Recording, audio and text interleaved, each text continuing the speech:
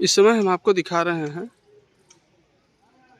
सूर्यावा railway station, जो कि Delhi board में पड़ता है। वाराणसी रेलवे स्टेशन से लगभग 50-55 किलोमीटर पहले है। अभी हम ट्रैक आपको इसलिए दिखा रहे हैं, स्टेशन इसलिए दिखा रहे हैं कि यही भारतीय रेलवे 2025 की जनवरी में एक नोटिफिकेशन जारी की थी 2025 ग्रुप डी के लिए, और उसमें 32,000 समथिंग वैकेंसी आई। 32,000 की वैकेंसी थी और उसमें लगभग करोड़ों स्टूडेंट अप्लाई किए। उस समय रेलवे ने कोई ऐसा नियम नहीं लागू किया था कि उसमें उसका ये था कि ITI किए हों या बिना ITI के हों, आप हाई स्कूल पास हैं तो अप्लाई कर सकते हैं।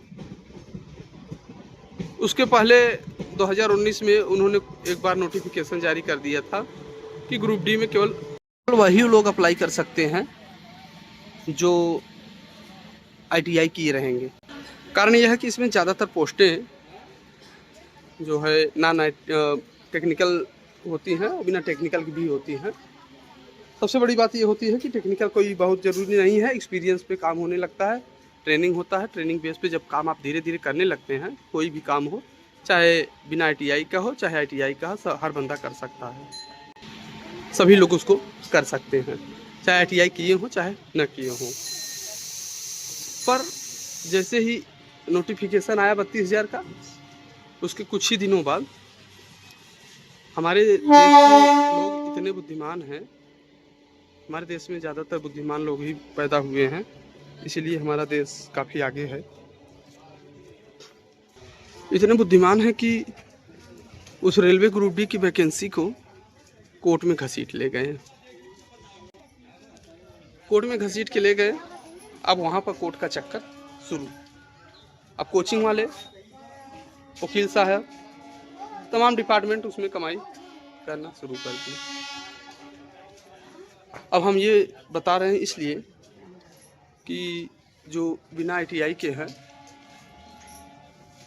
उनको तो ऐसा लग रहा है कि जैसे उन्होंने पाप कर दिया है इसमें अप्लाई करके, और जो ITI किए हैं तो लगता है कि उनसे ज़्यादा कोई बुद्धिमान है ही नहीं। जब मैटर कोर्ट में गया तो वहाँ पर धीरे धीरे करके स्टे लगने लगा, डिले होने लगा कोर्ट, और कानून का चक्कर है, धीरे धीरे वहाँ पर डिले होने लगा सारा चीज़। लगभग 1 साल बीतने वाला है। इस समय नवंबर स्टार्ट हो गया है, वैकेंसी आए हुए लगभग 9 महीना 11वां महीना चल रहा है। अब मुद्दा ये हो गया कि 17 नवंबर को एग्ज़ाम होने वाला था। जैसे ही RRB ने अपना नोटिफिकेशन दिया कि 17 नवंबर को एग्ज़ाम होगा, और ये डिले किस लिए हो रहा है 17 नवंबर 11 महीना लगने का मुख्य कारण यही है कि इसमें जो ITI वाले स्टूडेंट हैं उनके पक्ष में कुछ टीचर पटना के हैं, कुछ टीचर बड़े बड़े कोचिंग संस्थान वाले, ये लोग लखनऊ के, जयपुर से, दिल्ली से, सभी लोग अपनी अपनी जो है रवैया इसमें स्टूडेंट का बहुत बड़ा संपैथिक बनने लगे। अपनी अपनी कोर्स बेचनी है, कोर्स बेचना था, इसलिए सब लोग शुरू कर दिए उस पर कानूनी प्रक्रिया दांव पेच, ताकि डिले होगा, बच्चे गुमराह होंगे, बातों में आएंगे ही, और के को ये मैटर जाएगा कोर्ट में, कोर्ट से उसके बाद इनका दौड़ भाग चालू होगा तो पैसा इनका भी बनेगा। सबसे बड़ी चीज़ होती है कि किसी के प्रति आप संपैथी दिखा देंगे तो उस डिपार्टमेंट के लोग आपके साथ में हमेशा तत्पर हो जाते हैं, आगे खड़े रहते हैं। अब मैटर ये हुआ कि एग्ज़ाम 17 नवंबर को होना था, तो 28 अक्टूबर को तारीख लगा। पहली तारीख 28 अक्टूबर को आई और रेलवे ने तो जारी कर दिया कि भाई हम 17 नवंबर को एग्ज़ाम लेंगे, लेकिन यहाँ पर किसी को रास नहीं आया। सबने अपना कानूनी दांव पे शुरू किया, एक्टिव हो गए, ज़्यादा बुद्धिमानी लगाने लगे, और इसमें नुकसान हो रहा है केवल विद्यार्थियों, स्टूडेंटों का जो तैयारी कर रहे हैं।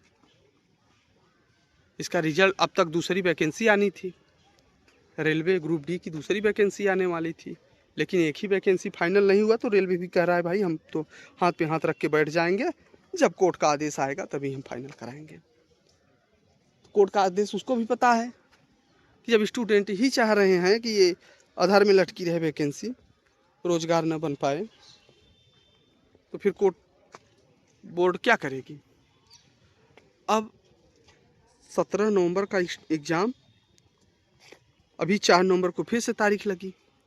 अब कोचिंग वाले कह रहे हैं भैया अभी ALP NTPC तमाम एग्ज़ामें हैं, अब हम ग्रुप डी के ही स्टूडेंट से अगर बातचीत करते रह जाएंगे तो फिर इनका कोर्स कैसे हम बेच पाएंगे।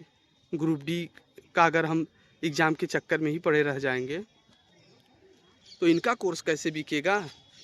NTPC ALP CBT 2 ALP फिर से वैकेंसी आई, ALP और उसकी NTPC 10+2 की वैकेंसी आई।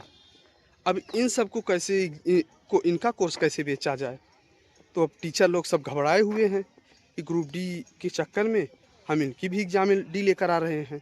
तो अब सब हड़बड़ी में हुए हैं।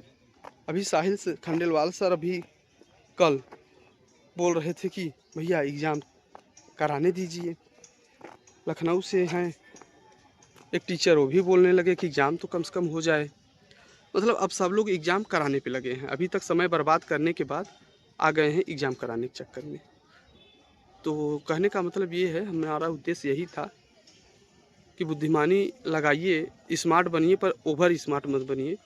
और आपके ओवर स्मार्ट के चक्कर में किसी का भविष्य बर्बाद हो रहा है, किसी के सपने टूट रहे हैं। टूटता वो सपना जो माँ बाप उम्मीद लगाए थे कि हमारा बच्चा 8-9 महीने में रेलवे में ज्वाइनिंग ले लेगा, अब उस माँ बाप के सपनों को थोड़ा सा देखिए, उस पे पानी फिर रहा है, मिट्टी में मिल रहा है। तो ज़्यादा बुद्धिमानी अपने को ही नुकसान पहुंचाती है। तो ज़्यादा बुद्धिमानी लगाना अच्छी बात नहीं है।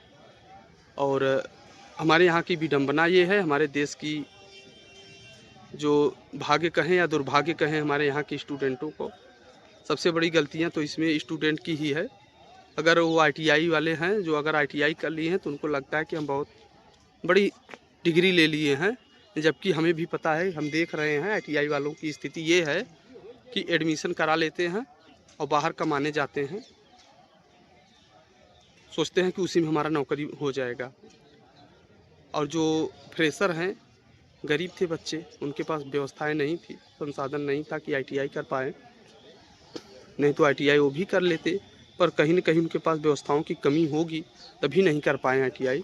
तो अगर भारत सरकार की या रेलवे मंत्रालय की कोई भी व्यवस्थाएं हैं आई हैं, तो उसको अधर में न लटका के उस पर अमल किया जाए और एग्ज़ाम को टाइम से करने दिया जाए।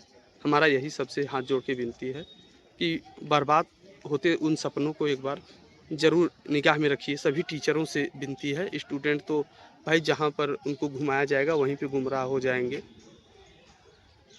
हमें टीचरों से हाथ जोड़ के विनती है कि इनके माँ बाप के सपनों को अधूरा मत करने दीजिए, सपनों को साकार होने दीजिए।